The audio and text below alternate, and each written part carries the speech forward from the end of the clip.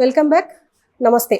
ఇప్పుడు ప్రస్తుతం మనతో పాటు డాక్టర్ కేశవరావు ఉన్నారు, సైకియాట్రిస్ట్. ఇందులో సైకాలజీలో 30 ఇయర్స్ ఎక్స్పీరియన్స్ ఉంది.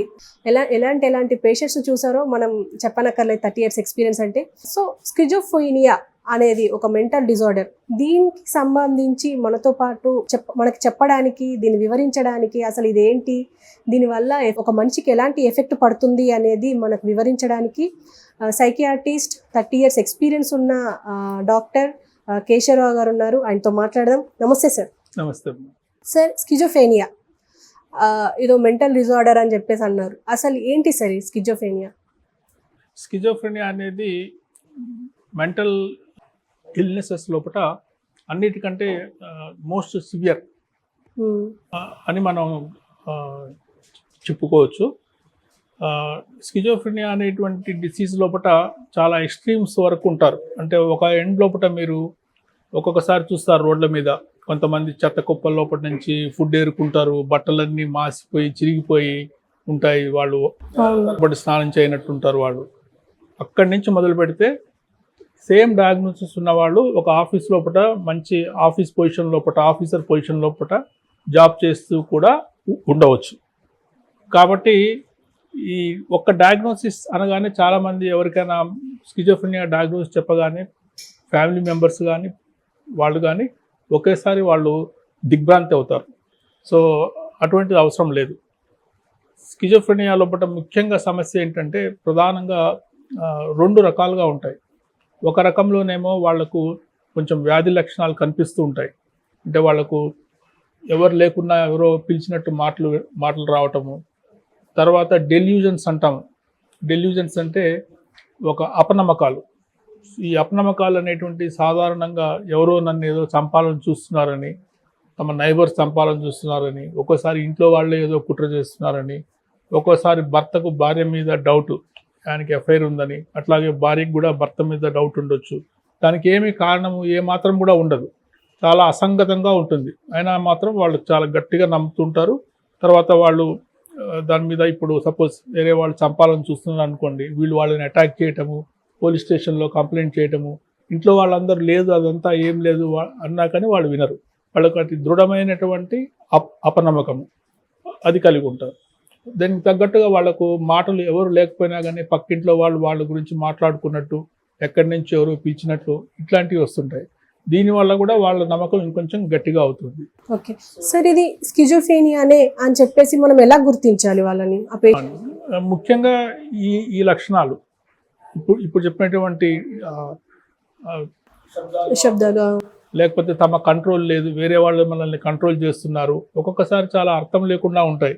నా లోపల ఎవరో ఉన్నారు, తర్వాత ఎదుటిగా ఉన్న వాళ్ళని నువ్వు ఇతను కాదు, నా భర్త కాదు, వేరే అతను నా భర్త రూపంలో వచ్చాడు, నా భర్త ఎక్కడో ఉన్నాడు, ఇలా అర్థం లేనటువంటివి కూడా వస్తుంటాయి.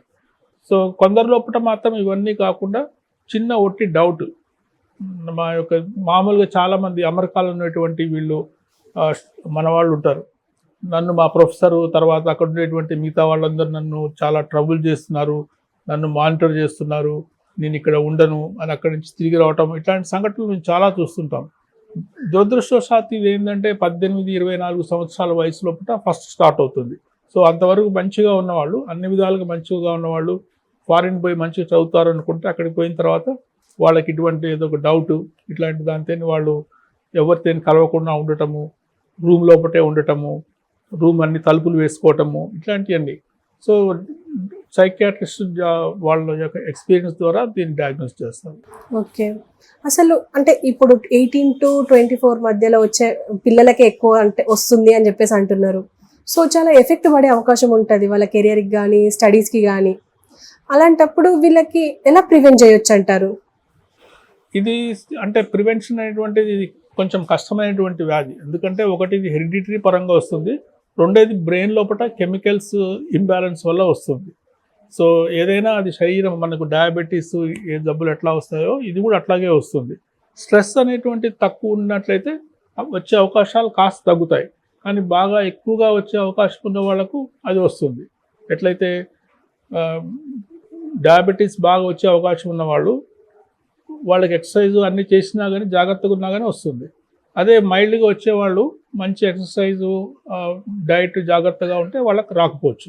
ఇక్కడ కూడా అంతే, స్ట్రెస్ తక్కువ ఉంటే బెటర్.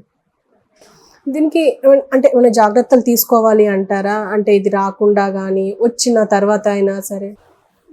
ఇక్కడ ముఖ్యంగా మన పబ్లిక్ పాయింట్ ఆఫ్ వ్యూ లోపల ఏంటంటే చాలా మందికి ఇలాంటి ఏ, లక్షణాలు అంటే ఎక్కడో అమెరికాలోనో ఎక్కడ ఇండియాలోనో అపనమ్మకాలు, డౌట్స్ వచ్చినప్పుడు వాళ్ళు ఎక్కడికి పోకుండా ఇంట్లోనే ఉంటున్నారు, కాలేజీకి పోవట్లేదు, ఏమి చేయట్లేదు, ఏదేదో అర్థం లేని మాటలు మాట్లాడుతున్నారు. అయినా కానీ వాళ్ళని గుళ్ళు గోపురాలు లేకపోతే ఇంకేదో తిప్పుతారు, కానీ సైకియాట్రిస్ట్ దగ్గరికి తీసుకొని రారు. ఎందుకంటే మా వాళ్ళకు మెంటల్ ఇల్నెస్ ఎట్లా ఉంటుంది, మా ఇంట వంట లేదు, ఒక స్టిగ్మా అంటాం. సో దానివల్ల ఎక్కువగా రారు. ముందుగా వచ్చినట్లయితే వాళ్ళకు ట్రీట్మెంట్ కూడా బాగా ఎఫెక్టివ్గా ఉంటుంది. సో ఎంత తొందరగా ట్రీట్మెంట్ స్టార్ట్ చేస్తే అంత మంచిది. అంటే ఇది ఎన్ని రోజుల్లో ఇది ఎక్కువ అయ్యే అవకాశం ఉందంటారు? ఒకసారి జబ్బు స్టార్ట్ అయిందంటే జబ్బు అనేటువంటిది ఇంకా కంటిన్యూస్గా ఉంటూనే ఉంటుంది. సో మెడిసిన్స్ వాడినప్పుడు దాదాపు 60 to 80% లోపల మంచి ఇంప్రూవ్మెంట్ ఉంటుంది. అంటే వాళ్ళు 100% నార్మల్ అవుతారా అంటే అది చెప్పలేము, కానీ వాళ్ళు తమ పని తాము చేస్తూ మునుపటంత 100% కాకపోయినా 80% ఇంప్రూవ్మెంట్ చాలా మందిలో చూస్తాము. అయితే మీరు వాళ్ళకి ఎలాంటి మెడికేషన్ ఇస్తూ ఉంటారు? అంటే ఎలాంటి సజెషన్స్ ఇస్తూ ఉంటారు? మెడికేషన్స్ ముఖ్యంగా వీళ్ళకి ఇచ్చేటువంటి మెడికేషన్స్ని యాంటీసైకాటిక్స్ అంటాం. ఈ యాంటీసైకాటిక్స్ మెడిసిన్స్ ఇప్పుడు చాలా ఎన్నో వచ్చినాయి. సో వాటి లోపల ఇంత ముందు కంటే ఇప్పుడు సైడ్ ఎఫెక్ట్స్ కూడా తక్కువగా ఉన్నాయి. ఈ యాంటీసైకాటిక్ మెడికేషన్స్ తప్పనిసరిగా తీసుకోవాలి. దానికి తగ్గట్లు ఫ్యామిలీకి కూడా మేము ఫ్యామిలీ కౌన్సిలింగ్ ఇస్తాం. ఫ్యామిలీ కౌన్సిలింగ్లో ముఖ్యం ఏంటంటే వీళ్ళని అధికమైనటువంటి స్ట్రెస్కి చేయకూడదు. మామూలుగా ఏమవుతుందంటే పేరెంట్స్ వీళ్ళకి వచ్చినటువంటి సమస్యను గురించి అవగాహన లేక, నువ్వు ఎందుకు పోవట్లేదు, ఇంతకుముందు చాలా బాగా చదువుకునేవాడివి, నీకు 100% మార్క్స్ వచ్చాయి, ఇప్పుడు ఎందుకు పోవట్లేదు, ఆ విధంగా ఒత్తిడి పెడతా ఉంటారు. సో వాళ్ళ ఎక్స్పెక్టేషన్స్ కొంచెం తగ్గించుకోవాల్సి ఉంటుంది. సో వాళ్ళ మీద ఒత్తిడి అంటే ఏ విధమైనటువంటి ఒత్తిడి లేకుండా జాగ్రత్తగా ఉండాలి. అంటే ఇప్పుడు మీరు 18 to 24 ఆ మధ్య వచ్చి తర్వాత కంటిన్యూ అవుతుంది అంటున్నారు. అంతకు ముందు వచ్చే అవకాశాలు ఏమైనా ఉన్నాయంటారా? చాలా తక్కువ, కానీ 13-14 ఇయర్స్ వాళ్ళు కూడా అప్పుడప్పుడు చూస్తుంటాము. ముఖ్యంగా ఫ్యామిలీ హిస్టరీ బాగా ఉన్న వాళ్ళలో ఎర్లీగా స్టార్ట్ అవుతుంది. మీ దగ్గరికి అంటే ఏ ఏజ్ వాళ్ళు ఎక్కువగా వస్తూ ఉంటారు? ఎక్కువగా 20+. Okay sir, thank you. చాలా విషయాలు షేర్ చేశారు. Thank you very much.